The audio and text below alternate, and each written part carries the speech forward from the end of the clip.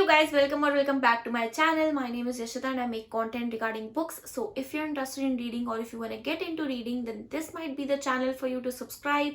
Today I'm sitting on my reading chair because we are gonna have a little chit chat over the book that took internet by the storm. It was the most popular book of 2023, which I did start in 2023, but because of multiple reasons I couldn't finish it that time, but I did now and I want to talk about it. So I'm sure you already know by the title which book it is, so it's really not making sense why I'm making it such a suspense. It is none other than Fourth Wing by Rebecca Yarros. I'm gonna talk about what this book is about and then some non-spoilery thoughts that I have in my rating. And then we're gonna have a spoiler discussion. So if you've already read the book, which I'm sure you must have because I was a lazy bee for it, but if you haven't read it, I will give you a timestamp to skip over the spoilers. And if you've already read it, then let's have a spoilery chit chat because I have a lot to say.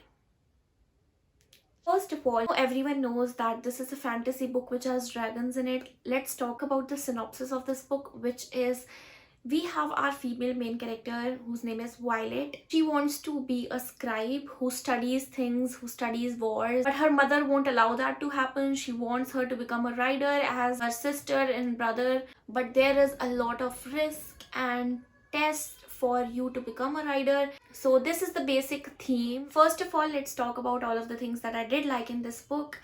I loved the universe that we are thrown into. I loved the training portion of it and the fact that it wasn't detailed but really interesting. And the fangirl part of this book is really nice. Like, it is an actually fantasy romance that I would recommend if you like to read fantasy romance, because romance is a major part of this book. So if you like fangirl, then you might like this book. And thirdly, I loved Liam's character. He was such a wholesome character and he really added to the story. So these are some of the things that I really liked in this book. Let's talk about the negatives because there are a few. First negative point would be, did it really need to be this long? I think not, because it wasn't boring by any way, but it was way too long for that ending. So that is something that I really didn't like.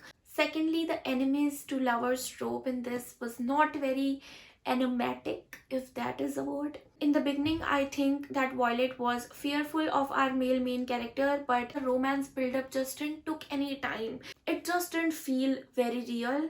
If you like insta love, then you might like this type of romantic build-up. I don't enjoy very slow burns, but I still think there has to be some build up to the relationship for it to have the L word in it.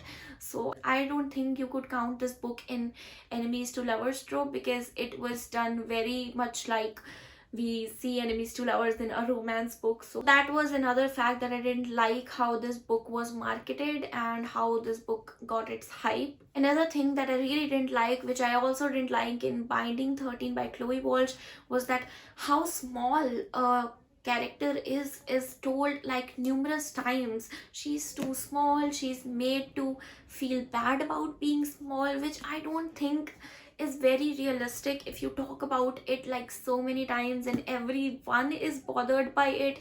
I just didn't like that happening. Like, we get it in the first time or even the second time is fine, but then you are just giving more power to that adjective than the character. So I just don't think that was a good point. I saw a short regarding that as well, which was very funny, by the way. I will link it in the description if I can find it. It's nothing spoilery, so you can go and watch it, it's just for fun. But these were all the points that I didn't like, which I can talk about without spoiling anything. To be honest, I think this book was a great fantasy romance book and the plot was really nice, the storyline was moving, everything was really fun, but I wasn't blown away in any type of way. I did like it, but I didn't get the hype. I truly liked it and enjoyed it, but there is, a radar which you have to cross for it to be a hyped book for it to be something that you can't ever forget. So there were some battle scenes and even spicy scenes that were really very confusing. I have never faced a problem like that with any of the high fantasy novels, but there were a lot of scenes that were happening was very confusing and I was unable to imagine that. So that was something that I just couldn't get. But other than that, I really liked this book. I just wasn't blown away by it. I don't get the hype around it. It was a good fantasy romance book, which by the way I rated 4 stars. I initially rated it 3 stars, but I was swirling in this tornado of the hype and read all the good reviews over it. So I thought more about it and changed my rating to 4 stars. It's still not a solid 4 stars, but a wavy one. Do I recommend it? I think I would. If you like fantasy romance, if you don't care about the insta lovey situation, and if you like dragons, then this book is a good choice and I would highly recommend it. Now let's have a discussion over all the spoilery thoughts I have regarding this book. First of all, Liam's death was so predictable. I always the nice person. When his character was introduced and he was all the niceties, he was so wholesome, I expected it to happen and I was controlling my feelings to not fall for this character, and guess what happened? It was so predictable. Like, you didn't get any of the characters. Even if it was Rhiannon or no, Riddick, I would have felt bad about, but if it was Rhiannon, I wouldn't have felt this much bad. But Liam was a piece of my heart. When he died, I couldn't control my tears. I got teary-eyed. I'm even getting teary-eyed right now talking about him. It felt like a real character, and the way that was written from Violet's perspective, it was everything. I really liked that happening. And secondly, okay, so this happens before her becoming a rider. I didn't like how Violet cheated. First of all, like, knowing the person's name who you are going to have a combat with was cheating enough, but then she started to poison other people. So that wasn't very, female main character. Like, I didn't like that as a personality trait, because when we are reading a book, like, we want to sympathize with our female main character, and that kind of put me off. And also how small and not being able to hold her seat still. Violet is so invincibly spirited. I just didn't get it. Like, we get it in the first part that she couldn't hold her seat, but that shot I was talking about, she was like falling from her seat again and again, and that was something really hilarious. I can imagine what Taryn was going through, but dropping her and then picking her back again. I really liked it. The way Taryn keeps communicating with Violet, and then Xaden too. Those were some of the moments that were really cherishable in this book. I didn't annotate this book, but I would love to one day. I would really like to reread it and highlight everything that was funny. And even I can't tell you guys, I do remember the dialogue, but if you know, you know. I might know the page number to it. If you know, you know. It's page number 338, and a comment was really funny. I really liked that comment. Everything in relation to Taryn, Xaden and Riddick was really interesting, and I absolutely ate this book up. It did take me a lot of time to read this book.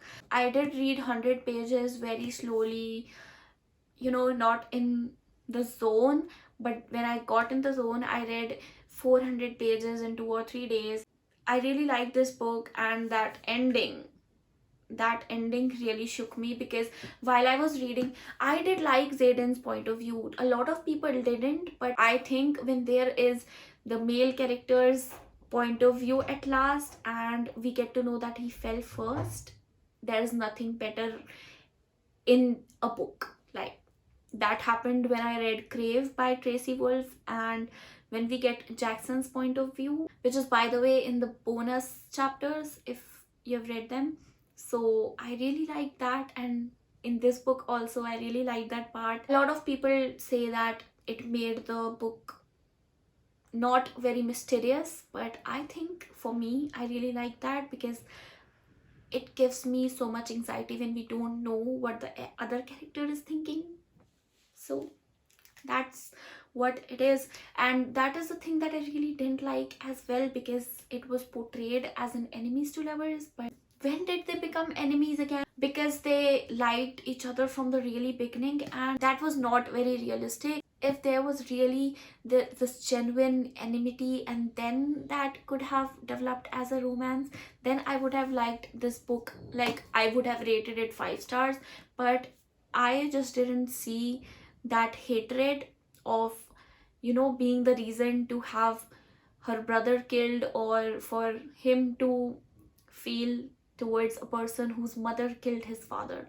So I think there had to have been some hatred that we didn't get to see in this book, and there was always Zayden caring for her, which I love. But you were supposed to hate her in the beginning at least.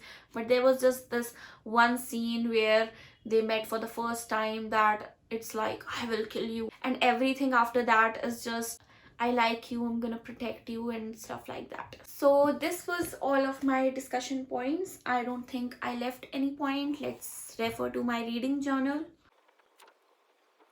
There's no other point left that I didn't discuss with you guys. So if you like this video, subscribe to my channel if you haven't, and thank you for all the love and support that you have been giving me. We are so close to 1,000 subscribers, and I'm really excited for that to happen.